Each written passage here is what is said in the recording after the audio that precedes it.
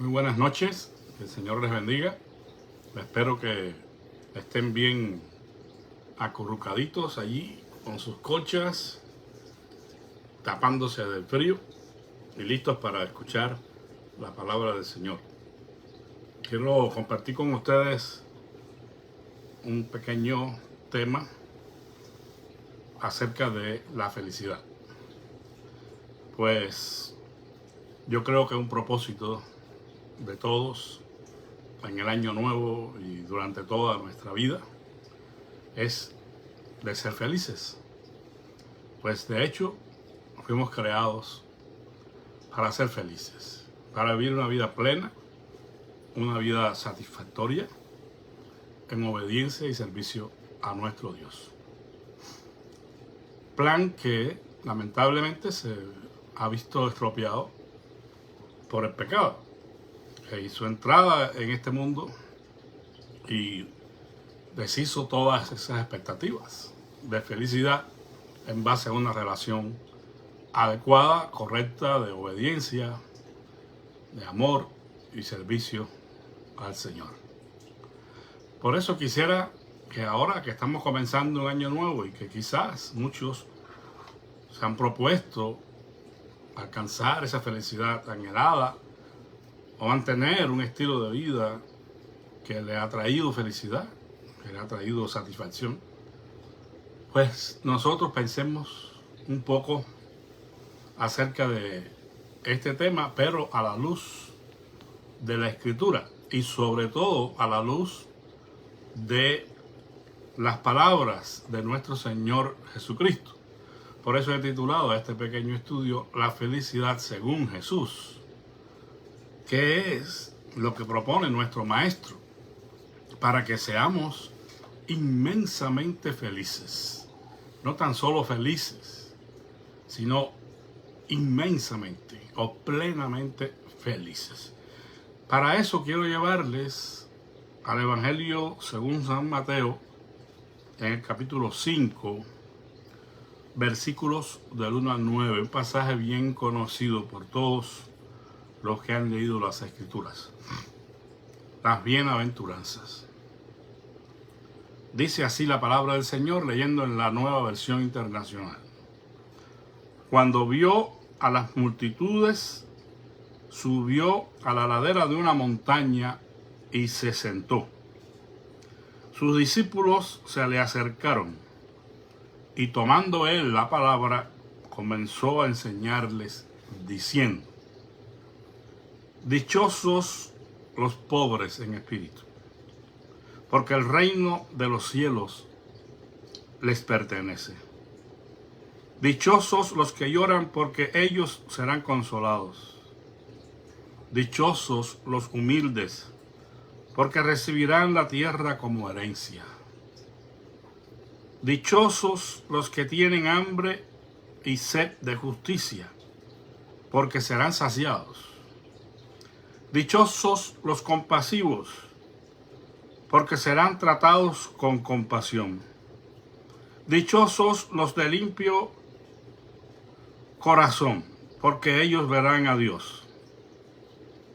Dichosos los que trabajan por la paz, porque serán llamados hijos de Dios. Hasta aquí la palabra del Señor, Mateo 5, del 1 al 9.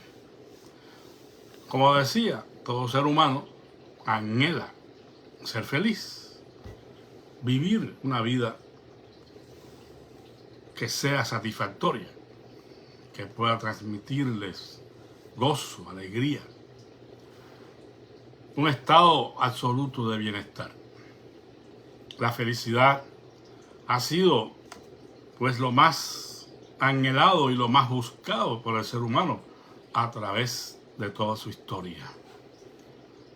Sin embargo, no parece haber o existir algún lugar donde el ser humano pueda adquirir la felicidad como un producto. No es posible comprar la felicidad, ni adquirirla a través de ningún tipo de negocio o transacción que pudiéramos hacer. La felicidad no es algo que se pueda comprar, que se pueda adquirir con algún bien en este mundo. Los griegos del tiempo en que vivió Jesús creían ellos que sus dioses gozaban de la vida real. Ellos decían que los dioses lo tenían todo. Tenían poder, tenían prestigio, libertad sexual y todo lo que necesitaban para hacer la vida placentera. Y usaban una palabra específica para definir ese estado de felicidad que tenían sus dioses. La palabra Makarios. Esa palabra describía el bienestar máximo del cual gozaban los dioses y que los seres humanos de aquel contexto creían que también ellos podrían tener. Si ellos podrían tener estas cosas, dinero, poder, prestigio, libertad sexual y darse todos los placeres habido y por haber en la vida, ellos serían considerados macarios, dichosos, felices, de una manera plena. De hecho, la isla de Chipre, decían ellos, es el mejor lugar, o era el mejor lugar para vivir. Esa isla era conocida como la Isla Feliz, Macarios. Gozaba de un clima perfecto, abundancia de recursos naturales y minerales. Los campos producían flores, verduras y frutas. Para ellos Chipre era el paraíso de la felicidad. Entonces, para ser feliz, para los griegos de aquel contexto, era tener todas las cosas buenas que uno quisiera.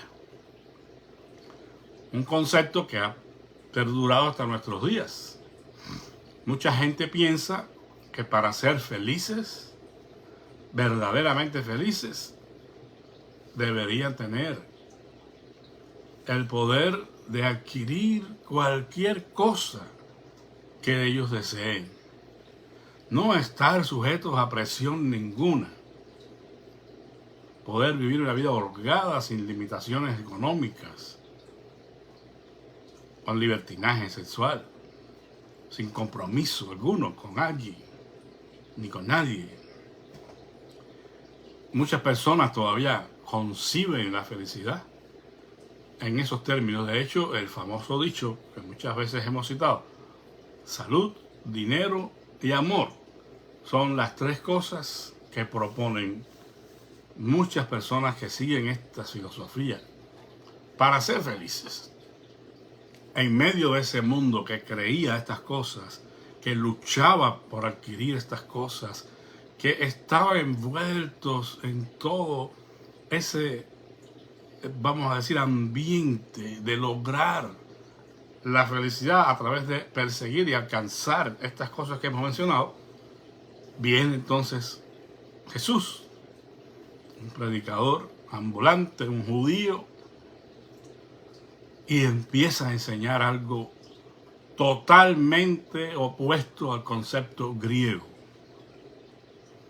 Y lo hace usando el mismo término que ellos usaban y que conocían, el término Makarios, que significa o significaba inmensamente feliz, dichoso. Y aquí en este pasaje de Mateo 5, del 1 al 12, conocido como las bienaventuranzas, Jesús dice que Makarios, es decir, ser felices inmensamente, no tiene que ver con el bien externo, todo lo que está fuera del hombre y que él anhela tener y alcanzar. Todos sus sueños, todas estas cosas de origen material, riquezas, dinero, placer, logros en la vida, todo esto, Jesús está diciendo que la felicidad verdadera no tiene que ver con ninguna de estas cosas externas. Jesús puntualiza algo aquí que dejaría a todos con la boca abierta. Él está o va a comenzar a decir aquí que la felicidad no consiste en ninguna cosa externa al hombre, sino en la pureza de carácter. Y esto es algo interno del hombre. Macarios, bienaventurado, de acuerdo con esa definición de felicidad de Jesús, tiene que ver con esas cosas que pertenecen a la piedad, que pertenecen al carácter. Ustedes serán felices, dice Jesús, si hacen estas cosas. La primera cosa que menciona aquí el Señor es la bienaventuranza o la dicha que tienen aquellos que son pobres en espíritu. Y nada tiene que ver con pobreza material. No tiene que ver con ser un indigente o tener muchas carencias. Aquí, estas tres primeras bienaventuranzas que habla de la pobreza de espíritu, el llorar y la humildad, recogen entre ellas estas características de la verdadera condición de felicidad en el ser humano que depende del carácter. Los pobres en espíritu, los que lloran y los mansos, los versículos del 3 al 5. ¿Quiénes son estos?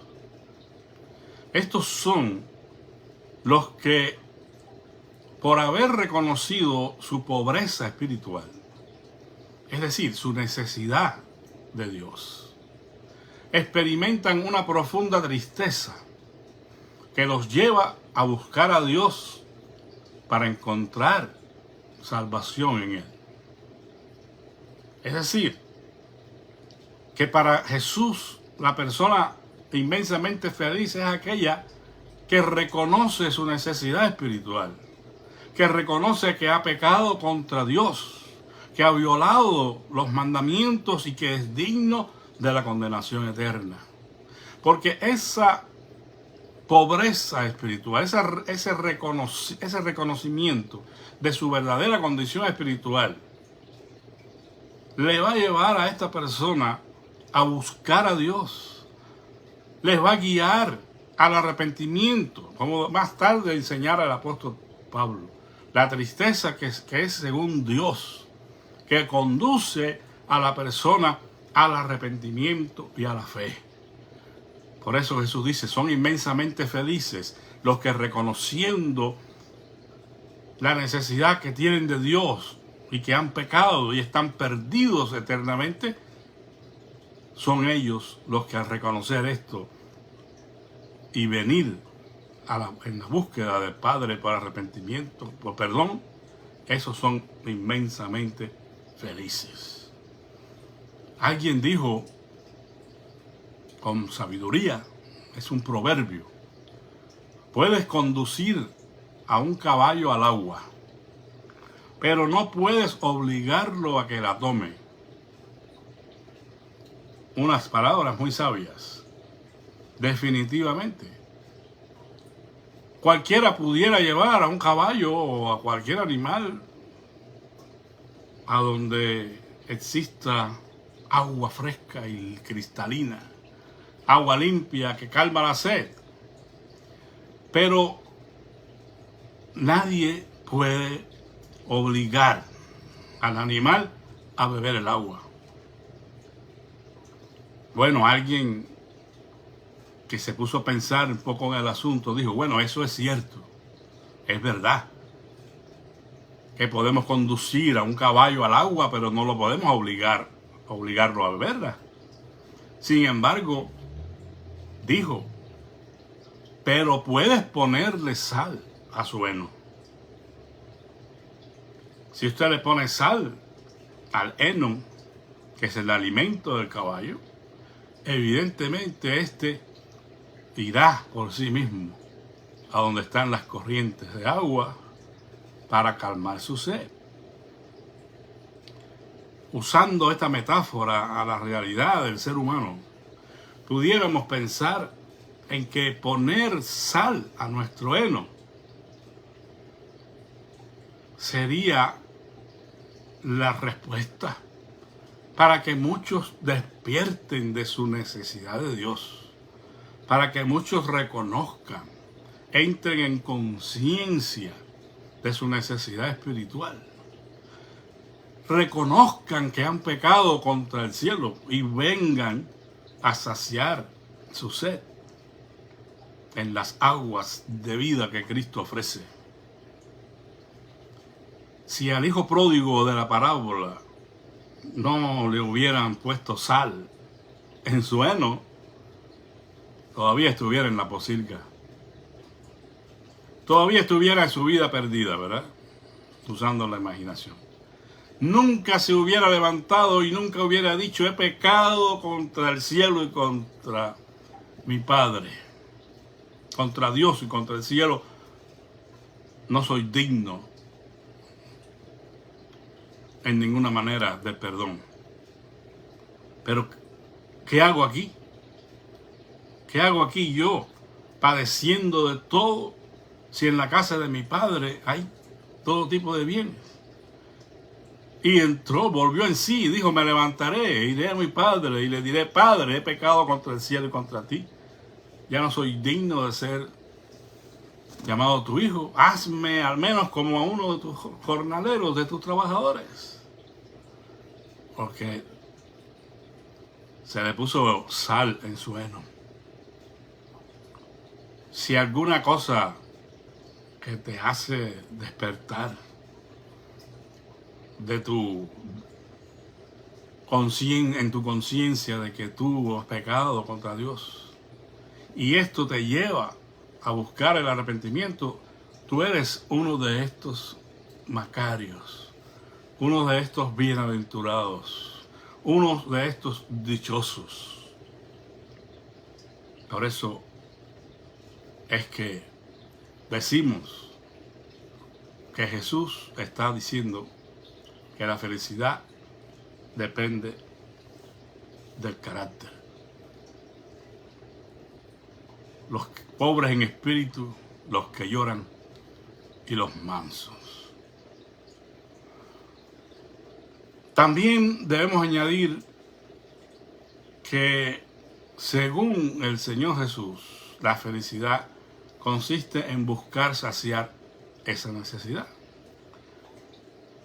en ser y hacer. Si la persona reconoce su necesidad espiritual, que es ser pobre en espíritu, entonces debe hacer algo para saciar esa necesidad. Y eso es lo que está diciendo aquí el Señor. La persona tal irá en búsqueda de Dios, se arrepentirá de sus pecados, será perdonado y comenzará a vivir una vida abundante. Por eso es que Jesús dice un poquito más abajo: bienaventurados los misericordiosos, los de limpio corazón y los pacificadores. Aquí hay algo que hacer. No solamente en las otras tres bienaventuranzas que señalan pues la condición del hombre espiritualmente hablando, partiendo del hecho de que reconoce que ha pecado contra Dios y necesita su perdón.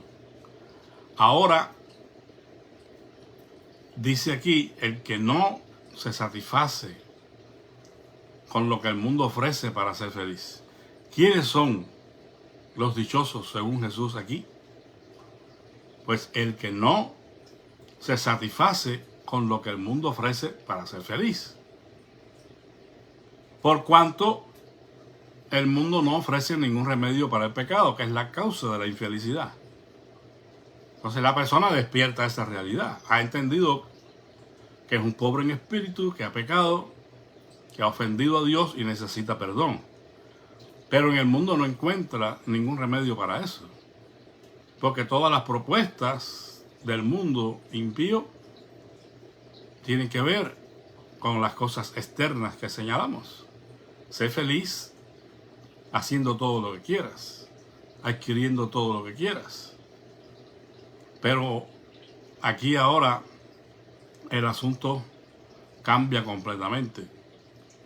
Y la persona se da cuenta de que satisfacer esa necesidad espiritual que tiene solo depende de ir y acudir a Dios y al remedio que Él ofrece para el pecado. Porque solamente en Cristo podemos obtener el perdón de nuestros pecados y de esa manera comenzar a vivir una vida que sea una vida feliz. La felicidad, entonces, hermanos, es lo que uno es, no lo que uno tiene. Es un asunto del carácter. Es lo que uno tiene, lo que uno gana o recibe, no es la felicidad, sino lo que uno es. Es un asunto del ser, no del tener. Sin embargo, cristianamente hablando, hay más sobre esta felicidad. Jesús hizo algo imprevisto en un momento dado que se encontraba con los discípulos y que resultó humillante para ellos. Y me refiero al capítulo del lavamiento de los pies, en Juan 13, del 1 al 17, donde el Señor dio ejemplo a sus discípulos lavando sus pies. Y después dijo, ejemplos os he dado para que como yo he hecho, vosotros también hagáis. Y termina diciendo, bienaventurados son si sabéis estas cosas y las hiciereis. Macarios, serán bienaventurados si saben estas cosas y las hacen.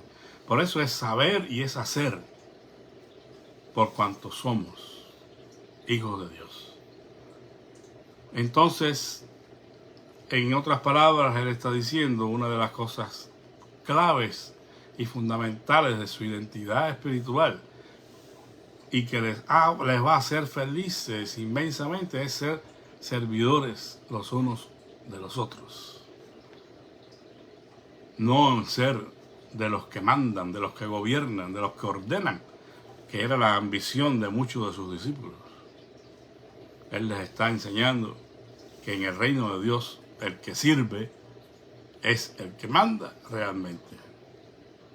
Entonces, la felicidad no solo es ser, sino también hacer. Hacer la voluntad de Dios. No es conocer intelectualmente la verdad. Es vivir de acuerdo a la verdad. Es llevar a la práctica los mandamientos. Hay dos versículos en el Evangelio de Lucas que nos ayudan a encontrar la esencia de esta felicidad cristiana. Se dice de María en Lucas 1:45, bienaventurada la que creyó, haciendo referencia a María, porque se cumplirá lo que fue dicho de parte del Señor. Y en Lucas 11:27 y 28 dice, la felicidad radica en obedecer la voluntad de Dios para nuestras vidas. La felicidad auténtica, entonces, bíblicamente hablando, no es egoísta, sino generosa. Jesús dijo, más bienaventurada cosas es dar que recibir. La felicidad es el resultado de estabilidad interior, no de seguridad externa. No es la seguridad que me ofrece tener una buena cuenta en el banco o tener satisfechas todas mis necesidades. Es la estabilidad del carácter, de la vida interna, de estar en paz con Dios por medio de nuestro Señor Jesucristo. Por lo que entonces esta felicidad no es el resultado de un accidente, no ocurre por accidente, no cae del cielo sobre los que tienen buena suerte. No. Sin embargo, es lamentable que muchas personas estén buscando esa felicidad fuera de uno mismo y no dentro de uno mismo. Si se dieran cuenta que no consiste en las cosas externas, sino en la condición interna del carácter, de su relación con Dios, entonces no estarían como ciegos buscando en muchos lugares tan anhelada felicidad. Algunos se desesperan y caen en una desenfrenada búsqueda de cosas que hacer. Vamos a viajar, vamos a conocer el mundo, vamos a consumir todo tipo de alimentos, que podamos adquirir todas las cosas que querramos. Algunos otros hacen sus famosas cirugías estéticas para mejorar la apariencia y tienen un precio muy alto que gastar para adquirir esas cosas que según ellos les van a traer la felicidad. Sin embargo, al final no encuentran la felicidad auténtica. Un famoso predicador dijo lo siguiente, dice: en esto consiste la validez psicológica de la enseñanza cristiana sobre la conversión. Cuando hay un despertamiento en la persona total, cuando todo el ser recobra vida ante Dios y comienza a moverse en unidad, en una dirección, Dios pone el sonido de la risa en el alma. O sea, cuando el hombre se comienza a dirigir por la voluntad de Dios. Por eso el salmista sabiamente oró: ordena mis pasos con tu palabra. Andar en el camino de la obediencia es el camino hacia la felicidad. Y no solamente en un estado de felicidad en este mundo, sino en realidad a la felicidad eterna, cuando la persona se encuentre en la presencia de Dios por siempre. Sin embargo, el hacer no es solo un programa de mejora personal. Eso tenemos que aclararlo. Porque si la persona hace para él, no está haciendo gran cosa si se olvida de los demás. Como ya señalamos con el lavamiento de los pies.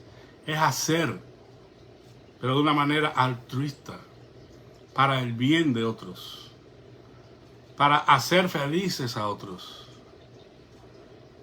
Y en realidad podemos traer un poco de felicidad a alguien con muy poca cosa, con algo que podamos compartir. Pero más que eso, con nuestra atención a sus necesidades, con escucharles, con echarle una mano por el hombro, hablarle del Evangelio de Cristo. Debiéramos pensar en hacer por otros, no solamente encasillados en nosotros mismos, porque eso sería, vamos a decir, la mata del pecado, que es el egoísmo. Vivir una vida centrada en uno mismo es definitivamente lo peor que podemos hacer. Tenemos que pensar en el otro para que sigamos los pasos del Señor quien se dio a sí mismo por nosotros.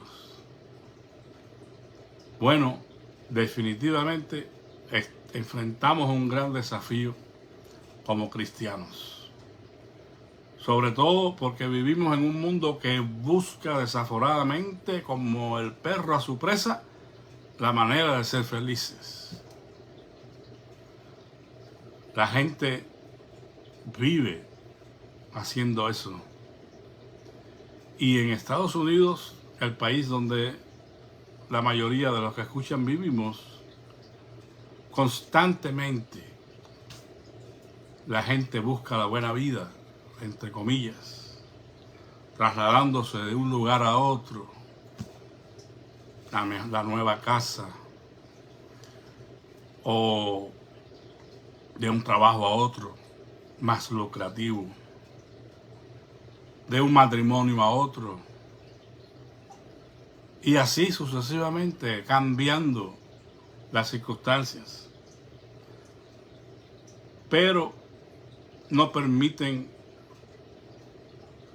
que alguna cosa toque a sus puertas para llevarles a la necesidad de Dios. Están tan enfrascados en la búsqueda, entre comillas, de la felicidad según sus términos, que no pueden escuchar la voz de Dios que le está llamando. Por un momento algunos creen haber alcanzado esa dichosa felicidad después de muchos logros y entran en una quietud y paz interior. Y dicen, oh ya, he alcanzado lo que buscaba, soy inmensamente feliz. Lastimosamente pronto descubren que eso que han logrado y su estado de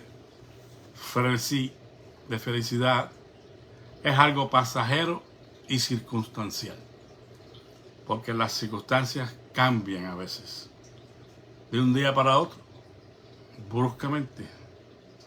Por eso es que esa paz que pensaban haber logrado para siempre, de pronto termina. La quietud se convierte en una tormenta, porque siempre habrá algo más que lograr, simplemente. Algo más que se desea y que no se tiene, porque ese es el dilema de esta filosofía, que mientras más tiene y más logra, más quiere. El deseo entonces del hombre sin Dios es insaciable por las cosas materiales y por todo aquello que alimenta su ego, su yo.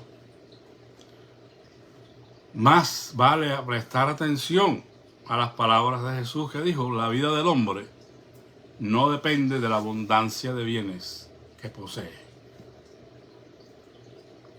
No depende, ni siquiera de granjear al mundo, como le dijo aquel hombre de la parábola al muchacho, al joven rico. No depende de ganar al mundo, materialmente hablando, si finalmente perdemos nuestra vida. Hay un lema que muchos propagan y que en cierta ocasión alguien lo puso en una calcomanía en su auto para que todo el mundo la pudiera leer. Bueno, todos aquellos que coincidieran con él en la carretera, ¿verdad? Y el eslogan decía: el que muere con más posesiones gana. Sin embargo, ni la quietud ni las posesiones en esta vida dan verdadero placer. Y Cristo nos dice que la felicidad auténtica solo se encuentra en Él y en el servicio que ofrecemos a otros por amor a Dios. No es el que gana, el que muere con más posesiones, sino aquel que ha trabajado para la gloria de Dios y que mueren en el Señor. Dice la Escritura: bienaventurados los muertos que mueren en el Señor, porque han descansado de sus trabajos pero sus obras con ellos siguen. Son aquellos que hacen tesoros en el cielo y no en la tierra, que están invirtiendo en un lugar donde nadie les puede robar, que es en el reino de los cielos. Ojalá, mis amados hermanos, podamos meditar en estas cosas en este principio de año y no estemos corriendo más de un lado para otro, pensando que satisfaciendo todas nuestras necesidades, acumulando dinero, adquiriendo todas las cosas que querramos, logrando todas las metas que nos proponemos, usted va a ser feliz. Porque si estas cosas sustituyen lo que realmente es la verdadera felicidad, que es el reconocimiento de la necesidad de Dios y buscarle a Él y servirle a Él, entonces no producirán placer alguno. No estoy diciendo que sea malo tener planes y propósitos, adquirir las buenas cosas que Dios nos permita. No es para nada malo, pero no debe ser el motor que mueva nuestra vida. No debe ser lo más importante para nosotros. Que tengan un feliz año 2025. Sigamos orando los unos por los otros y que podamos ser lo que Jesús quiere que seamos, para que entonces podamos considerarnos inmensamente felices. Que Dios les bendiga y que tengan una feliz noche. Padre, gracias por tu palabra, gracias por la enseñanza de Jesús que nos insta a ser felices en base a quienes somos y no en base a lo que tenemos. Ayúdanos a adornar nuestra vida espiritual con el carácter de Jesucristo. Que podamos ser cada día semejantes, más semejantes a aquel que murió por nosotros, porque Él es nuestro ejemplo. Bendice a mis hermanos en esta noche, a mis hermanos de Sur Flores, de nuestra amada iglesia, para que esta filosofía de vida que viene de la boca de Jesús sea la que nosotros adoptemos y manejemos personalmente y también como iglesia, Señor.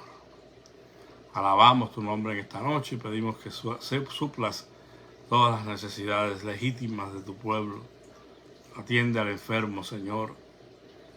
Te rogamos que traigas salud a la vida de nuestros hermanos que están enfermos, nuestras ancianas de la iglesia, Señor. Que ellas puedan refugiarse en ti y tener alivio a sus enfermedades. Toca sus corazones, toca sus cuerpos, Señor.